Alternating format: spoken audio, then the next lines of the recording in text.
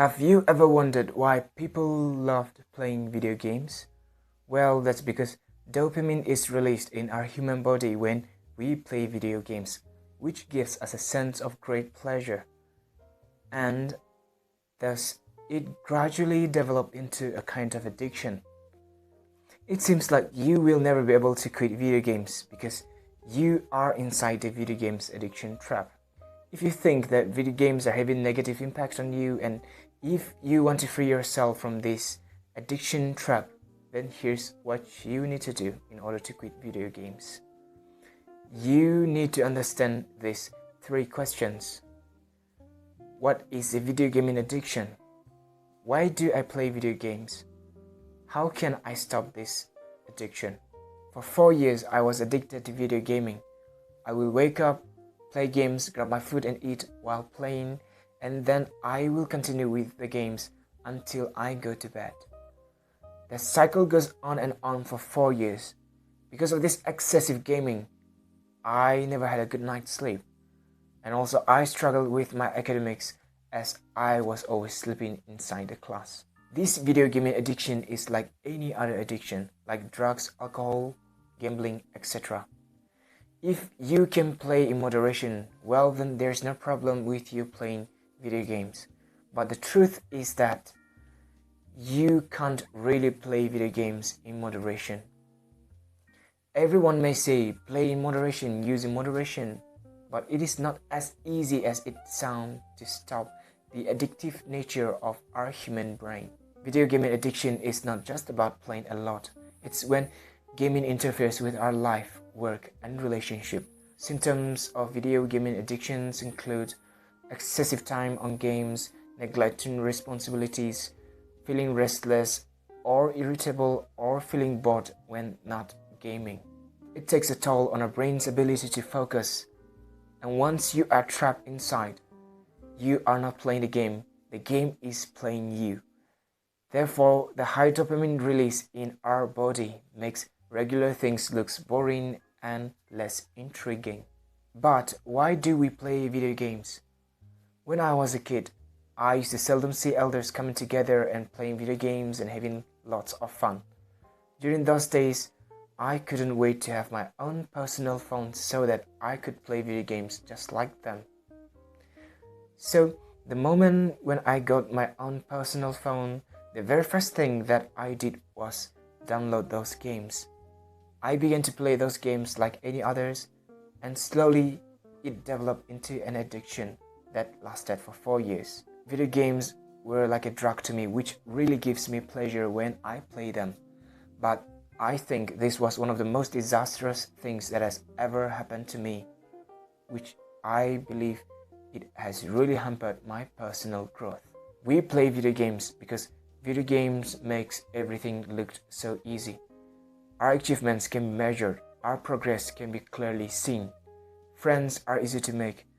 Here we experience the feeling of winning and satisfaction, which gives us a sense of great happiness and motivates us to play even more. There are some people who play video games because of bullying at school, workplace, or any other public places. They feel that they can be their true self in the game, where people judge them by their gameplay and not by their actual self. But trust me, that is just a temporary escape. Meanwhile, there are some others who play video games because of stress, anxiety, and depression.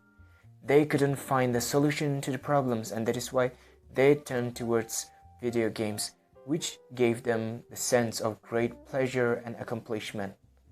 But this is also just a temporary escape. And there are people who consider playing video games as a hobby. It can be, but it is also possible that this hobby will probably turn into an addiction because these video games are designed by professionals in such a way that it will be so addictive once you start playing them. And that is how the developers make money. Although it may be so addictive, you can still quit these games. It's just hard. That is why most people failed. But don't let it appear to you as something impossible to achieve, but rather consider it as a challenge that you must overcome. So how do we stop this addiction? Many a times I deleted those games from my mobile phone. I really struggled trying to quit these games. But when I see someone playing, or when I come across gaming videos in YouTube, my addictive mind kicks in and I would end up downloading games even though I knew I needed to quit them. I find it so hard to quit, but I tried, and now I'm happy with myself for finally overcoming this addiction. If you are someone you know is struggling with excessive gaming, and if you think that it's time for you to change yourself and decided to quit video games but don't know how, well then here's what you need to do in order to regain control of your time and your life. The very first thing that you need to do is to make the decision to quit. That is the most important and crucial thing to do. You also need to have a strong willpower in order to stick to your decision. You may have watched so many videos in YouTube or browsed it in Google on how to quit video games. Any of this won't help you unless you decided to quit through the strength of your character and not merely just because you've watched a motivational video. I know sometimes your friends may call you to play together, but don't fall for it. Don't let your friend influence you. Be their influencer. The second thing that you need to do is to log out from your gaming account or delete your gaming account permanently in a way that you can never retrieve it. Thirdly, when gaming has been a big part of your life, you cannot just quit the game and leave that empty space for nothing. You try to find some alternatives, like a new hobby or some other activities to fill the space that has been previously filled by your excessive gaming. You need to keep yourself busy, and one good way to do that will be to go to the gym or go outside for some outdoor games or try developing some social skills. And if you are someone who is not so fond of going out, you may try learning some musical instruments like guitar, ukulele, piano, or any other. Or if possible, reading a book will be such a good way to replace your excessive gaming time. Personally, I'm not so fond of going out, even though I go out from time to time for some football matches, but most of the time I used to be inside my room even after quitting video games. In order to ensure that I never return to video gaming, I try to keep myself busy by doing some sketching, painting, or play some musical instruments, or read some books, or maybe sometimes even watch some motivational videos or educational videos. And another thing that I used to do is this YouTube. Although it may be a small channel, but for me this is really such a good way to keep myself away from video gaming. Sometimes you may feel bored or sometimes you may feel sad, but video gaming isn't the solution to all of your problems. That boredom, that sadness will only last for a short period. It won't kill you or it won't destroy you. It will pass. You just have to respect yourself and the decisions that you have made. Even though I managed to pull out myself from that addiction, unfortunately I still spend lots of my time on screen. For me, to quit social media isn't a cakewalk anymore, as it has become part of our lives. We only have to learn how to use it. The social media or internet isn't here to visit us. It is here to stay with us. It is here to help us and advance us with our lives.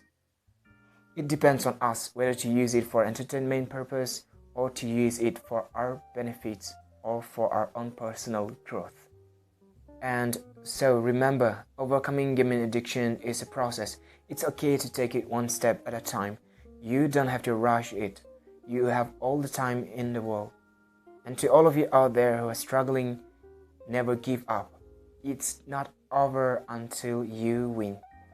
If you found this video helpful, don't forget to give it a thumbs up and subscribe for more content. I will really appreciate it.